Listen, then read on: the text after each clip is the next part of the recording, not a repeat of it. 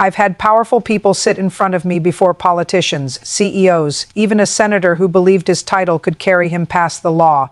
But the morning Emily Carter walked into my courtroom, I knew this case would be different. Not because of what she did, but because of how she carried herself. At 23, the daughter of a sitting governor, she didn't walk in like someone facing charges. She walked in like someone attending an event she owned. She was 22 minutes late, not by accident, but the kind of deliberate lateness that sends a message: you're not important enough for me to hurry. Her heels echoed across the room as conversations died and heads turned. Designer outfit, sunglasses still on indoors, phone in hand. She didn't even glance toward the bench at first. That alone told me everything. Her attorney rushed ahead, apologizing, but I stopped him and addressed her directly.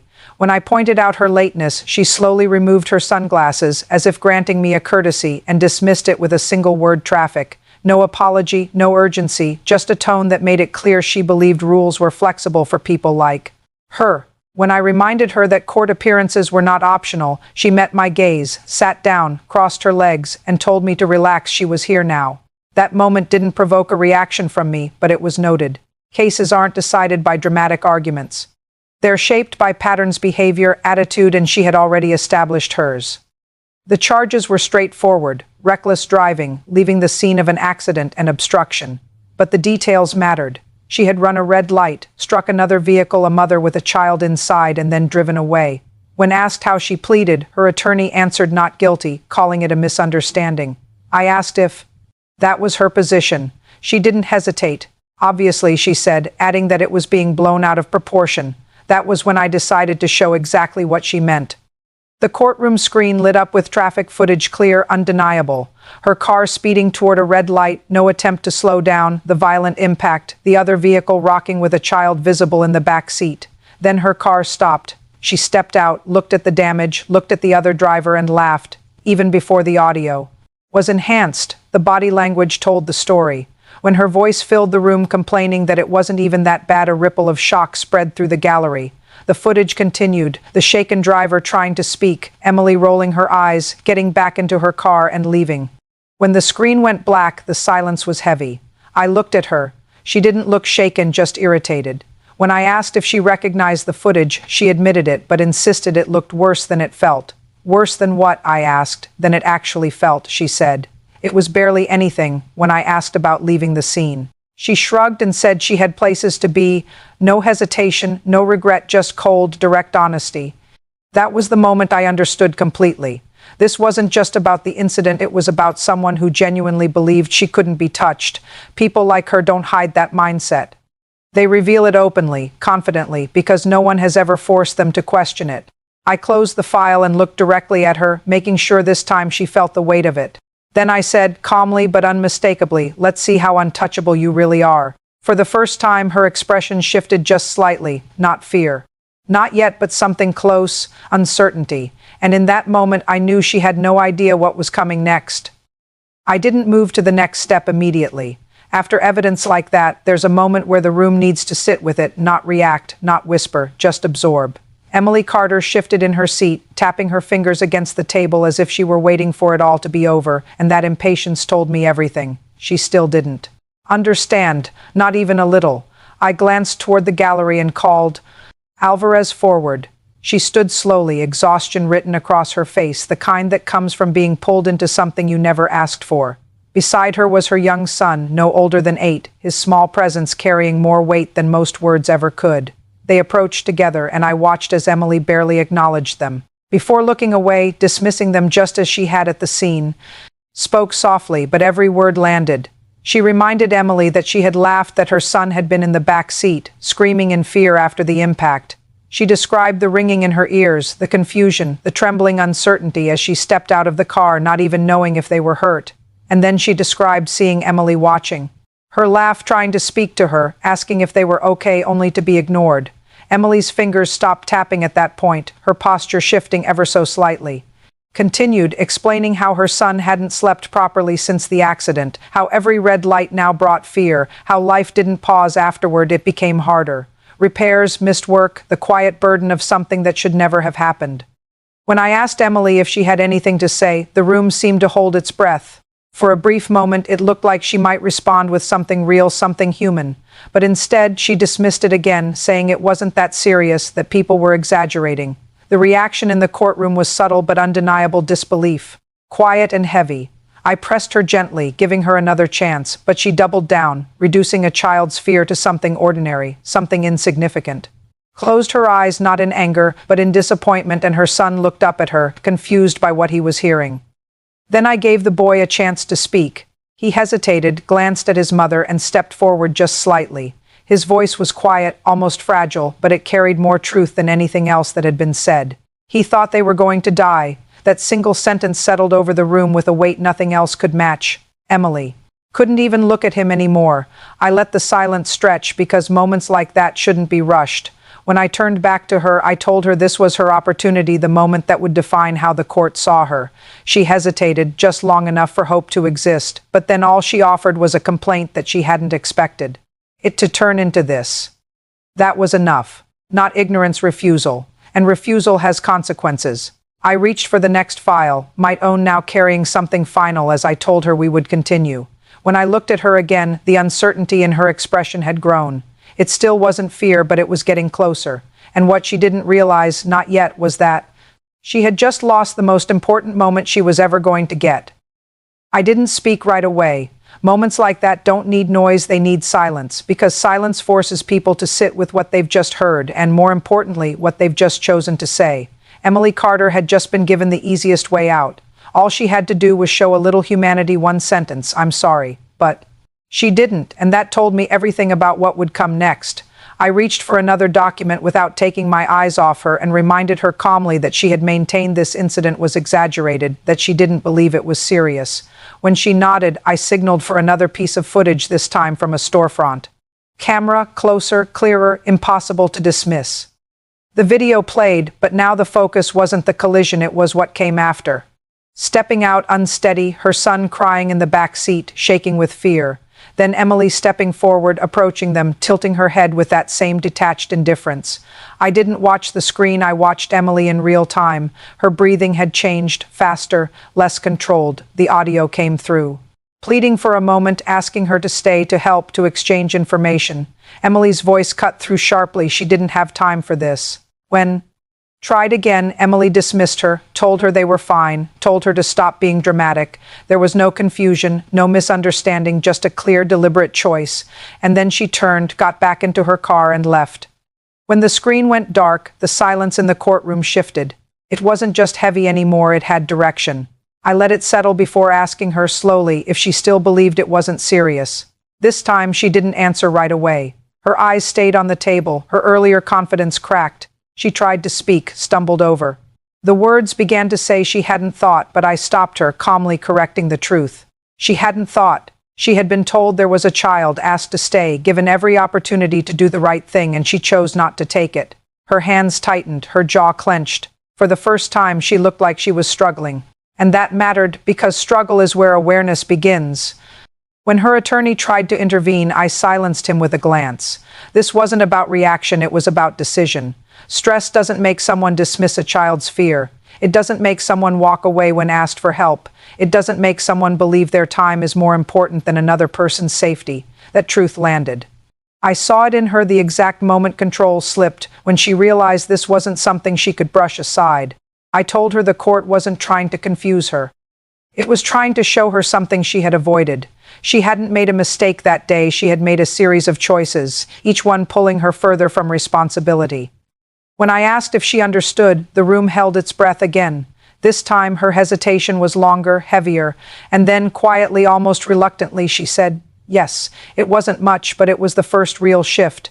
I acknowledged it with a single nod, nothing more, because it wasn't resolution, it was just the beginning. Then I straightened. My tone turning final as I made it clear we would proceed. The time for explanation was over.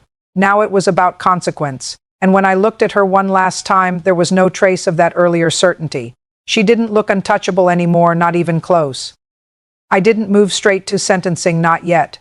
There's a difference between proving someone wrong and making them understand why they were wrong, and Emily Carter still stood somewhere in between. The arrogance was cracked, but not broken. I folded my hands on the bench and told her calmly that she had said she understood, but people often say that long before they actually do, to be sure we were speaking the same language, I called. Alvarez forward again. She came without hesitation this time, her son staying close beside her, quieter now, but still holding on tightly. That detail mattered. I looked at Emily and told her understanding isn't about agreement, it's about recognizing impact. I asked her to look at them. She hesitated for only a moment before turning. This time she didn't. Look away. Good, because avoidance is where denial survives, and denial doesn't last long under truth. I asked her what she saw. She said she saw them. I corrected her gently. Seeing people isn't the same as understanding. When I asked what she understood, she said they were scared. Didn't react. This wasn't about her reaction, it was about whether Emily could go further. I asked how long they were scared, and when Emily said she didn't know, I told her that was the point. She hadn't stayed long enough to find out. Fear doesn't end when you drive away, it stays. I gestured toward the boy, toward everything that had followed since that moment. Emily's eyes stayed on them now, not dismissively, but carefully, like she was seeing something for the first time. I asked, to explain what changed after the incident. She said her son no longer sat in the back seat, that he now sat beside her and watched every car. He used to fall asleep during drives, she said, but now he stayed alert. She avoids the intersection not because of traffic, but because of memory. She added quietly that she didn't hate Emily. She just didn't understand how someone could decide another person didn't matter. When I asked Emily again what she understood, there was a pause. She looked down, then finally spoke. She said she understood she left, that they needed help and she didn't stay, and that it didn't end when she drove away. It wasn't perfect, but it was real, the first step toward accountability. I told her understanding comes late sometimes. But it still matters. Then I straightened and said we would proceed to sentencing. Her head lifted immediately, and this time there was no arrogance left, only something quieter. Fear, because now she understood something she hadn't before. Understanding doesn't erase what you've done. It only makes the consequences clearer, and consequences were about to arrive. I've said this before, and I'll say it again, sentencing isn't about anger. It's about balance, what was done and what must follow. I looked at Emily Carter as the courtroom held its breath. She wasn't the same person who had walked in late, sunglasses on, acting like none of this mattered. That version of her was gone. What sat in front of me now was someone who had finally realized this wasn't going away. I folded my hands calmly and began. The court had reviewed the evidence, the footage, and heard from the victim. She had operated her vehicle recklessly, run a red light, and caused a collision involving a child. She had been given the opportunity to stop, and she chose not to. She was asked to stay, and she refused, 4 days afterward. She made no effort to take responsibility that mattered just as much as the moment itself. I made it clear the court was not concerned with her last name, her father's position, or any influence or expectation attached to her. None of it changed what she had done. Her attorney tried to intervene, offering restitution and alternatives, but I stopped him. This was not a negotiation. When I stated the sentence, 60 days in county jail for reckless driving, leaving the scene of an accident, and failure to render aid, the room went still, then reacted sharply. Emily's head snapped up in shock, her voice cracking for the first time as she questioned it. Her attorney objected, arguing it was excessive for a first-time offender, but I stated it was appropriate and closed the argument. Emily shook her head, whispering that it was an accident, but I told her clearly it stopped being just an accident the moment she chose to leave. Her license was suspended for 1 year. She would retake all licensing exams, complete 200 hours of community service at a public hospital assisting those dealing with real consequences, and pay full restitution to the victim. I told her the sentence was not meant to destroy her future, but to introduce her to responsibility. She had told the court she didn't understand the seriousness of her actions. Now she would. As I raised the gavel, I reminded her of the moment she looked at someone in need and chose not to stay. When the gavel came down and court was adjourned, the sound echoed final and absolute. The bailiff instructed her to stand, and after a moment of delay, she did. The confidence was gone completely, replaced by something fragile and uncertain.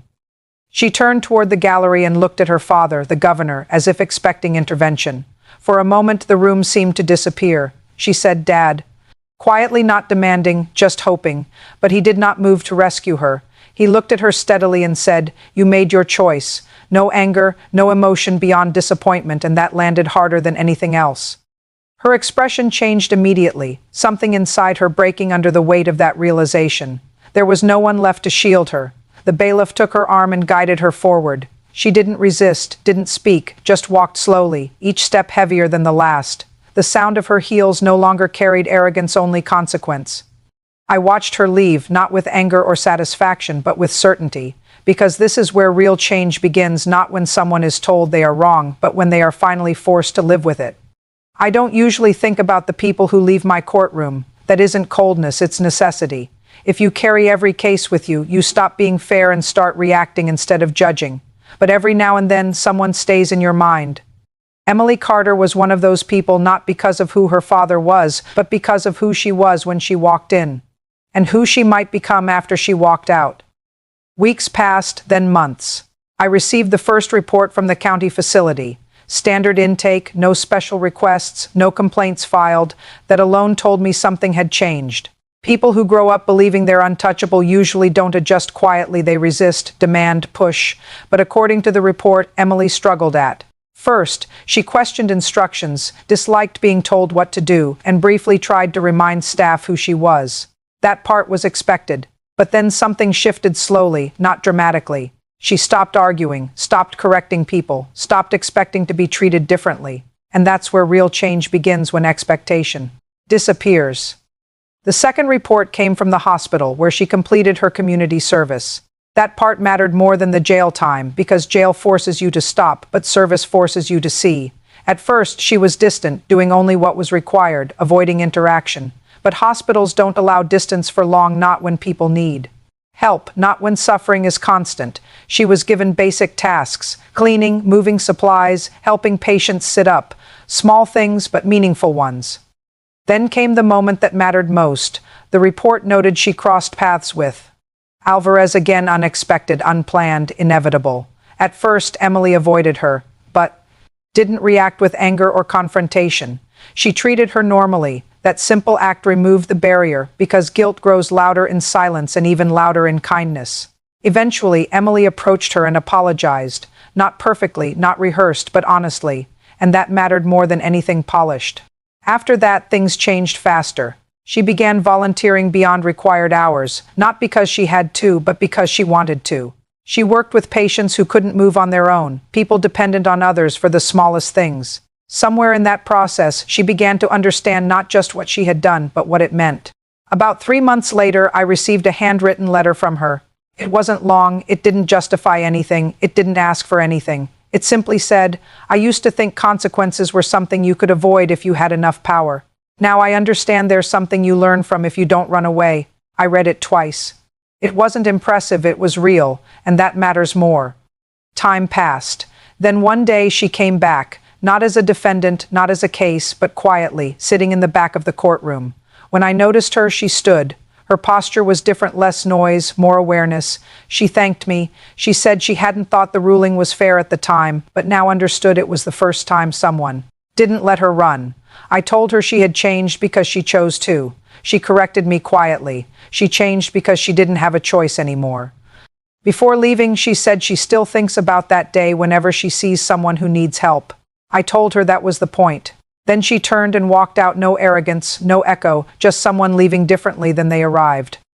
I watched her go, not with pride or satisfaction, but with understanding, because justice is often misunderstood. It isn't about breaking people, it's about showing them what they refuse to see. Some ignore it, some resist it, a few accept it, and change. Emily Carter walked into that courtroom believing she was untouchable. She walked out understanding something far more important. No one is.